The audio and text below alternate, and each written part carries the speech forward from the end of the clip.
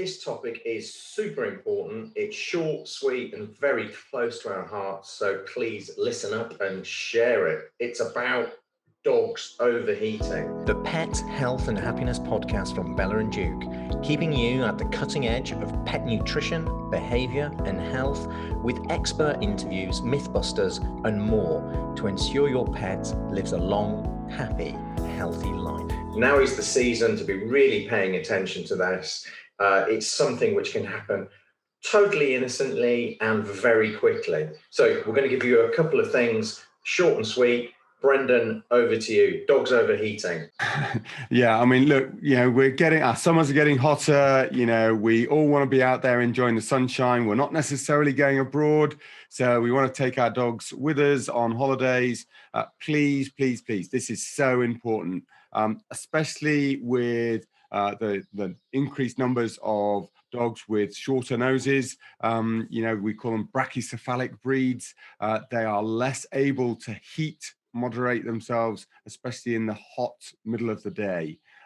We've already seen it as a practice, some dogs coming in that have been overheating because they've been enjoying the sunshine with their owners through the middle of the day. And it's really important that I get across, one, that if you're going out on a walk, please, early mornings or late evenings, okay, for walking those breeds, well, all breeds, in fact. Actually, let's not distress your dogs by having them out in the midday sun, okay? And also, we need to look at if you're driving in a car, if you're going away on holiday even. It's not just if you're going to be in a car park and parking your car. And we've seen some great videos online out there of how cars can reach, in excess of 45, even 50 degrees inside the car if you are in the sunshine, that actually you can, and that's even if you put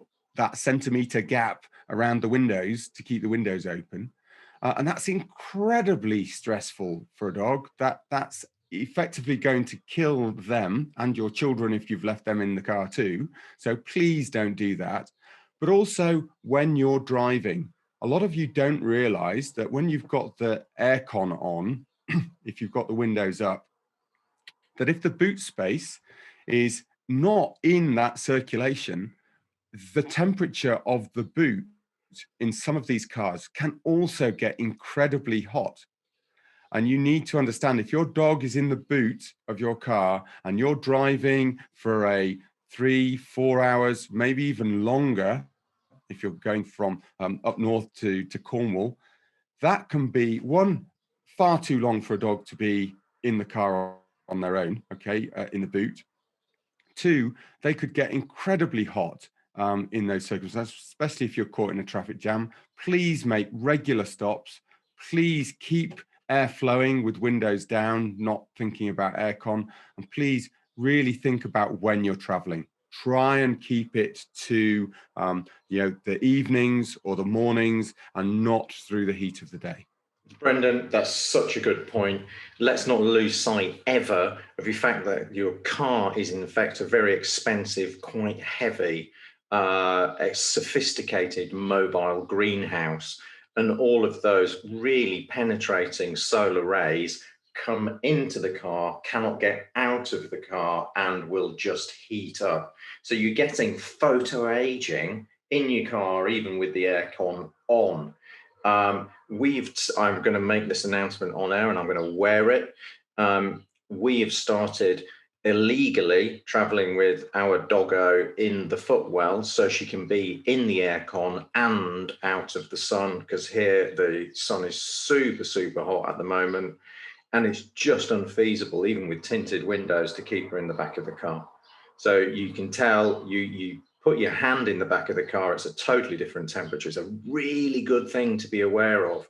So whilst I'm not endorsing anybody travel illegally with their dog, always keep it safe, but just make that a priority.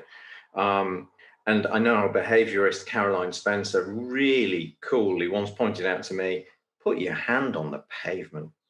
If it feels hot to the touch, what's it going to feel like on your dog's feet? That's another part of this overheating equation. It doesn't just happen in cars.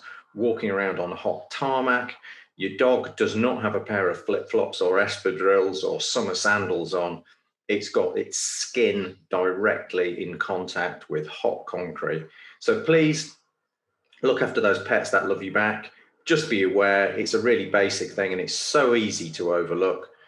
Brendan, is there anything else we need to add on that? Just look, if your dog is distressed, panting excessively, doesn't seem to be cooling down, feels hot to the touch, please don't leave it. Go into your, contact your vets, get wet towels. You can stick those in the fridge or the freezer just for a few moments, just to cool them down. That's how to cool your pet down. Okay, get those towels on whilst you're waiting to see your vet. Okay, but they sometimes will need intravenous fluids. They'll need other treatments to stop them having seizures. So it's a really important thing. But prevention is far better than cure. Please just avoid traveling or taking them out between the hours of 10 and 4. Okay, those are definitively times that's going to be the hottest part of the day. You should really avoid those times. Great. There's a whole host of things you can do as well, such as just basically having access to fresh water, ensuring shade, having a little paddling pool out with the direct sun in your garden for your pet. There's those cool mats, all of these things. But as Brendan says, prevention is way better than cure. And in a car, things seem to happen a lot faster than just in the garden. So please be aware. Thank you.